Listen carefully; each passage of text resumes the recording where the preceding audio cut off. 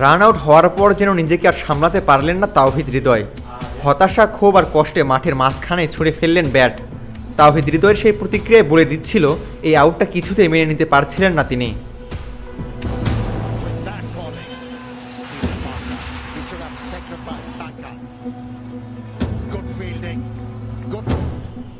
বাংলাদেশ তখন ধীরে ধীরে গুছিয়ে নিচ্ছিল ইনিংস। উইকেটে ছিলেন সেট ব্যাটার হৃদয়, তার উপরেই ভরসা করছিল পুরো দল। কিন্তু এক ভুল বোঝাবুঝিতে হঠাৎই থেমে যেতে হলো তাকে।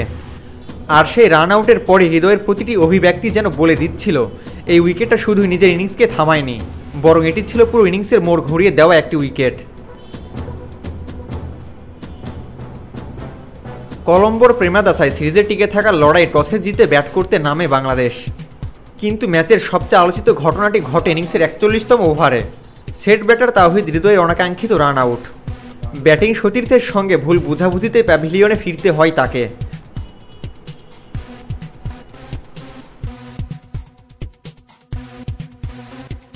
ম্যাচের শুরুটা মোটেই স্বস্তির ছিল না টাইগারদের জন্য। টপ অর্ডার একের পর এক উইকেট হারাতে থাকে বাংলাদেশ। তবে এক প্রান্ত আগলে রেখে লড়াই চালিয়ে যাচ্ছিলেন বাঁহাতি ব্যাটার পারভেজ হোসেন ইমন। বেশ কিছু দৃষ্টিনন্দন শটে তুলে নেন 50, কিন্তু থেমে যান ৬৭ রানে।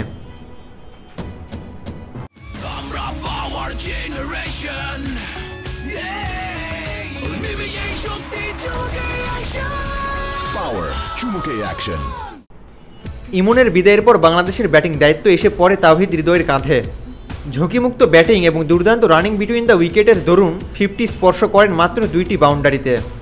এ সময় পর্যন্ত তাকে ঘিরেই ছিল বাংলাদেশের স্কোর বড় করার একমাত্র পথ।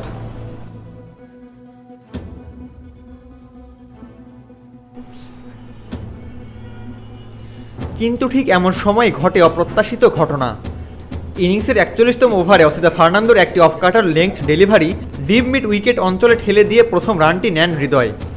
দ্বিতীয় রানের জন্য দৌড় শুরু করলেও মাঝপথে তাকে থামিয়ে দেন তানজিম হাসান সাকিব। ফলে বিভ্রান্ত হয়ে পড়েন হৃদয় এবং সেই সুযোগ কাজে লাগিয়ে নন স্ট্রাইকার প্রান্তে বেল তুলে দেন নিশান মাদুস্কা। আউট হওয়ার সঙ্গে সঙ্গেই তীব্র হতাশা ও রাগে উইকেটের মাঝে ব্যাট ছুঁড়ে ফেলেন হৃদয়।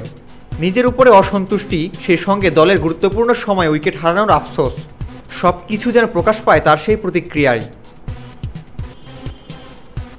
হৃদয়ের বিদায়ের পর ব্যাটিং আর ঘুরে দাঁড়াতে পারেনি বাংলাদেশ। তানজিম হাসান সাকিব চেষ্টা করলেও শেষ পর্যন্ত টাইগারদের ইনিংস থামে ২৪৮ রানে। শ্রীলঙ্কার ঘরের মাঠেই রান ডিফেন্ড করা যে সহজ হবে না তা বলাই বাহুল্য।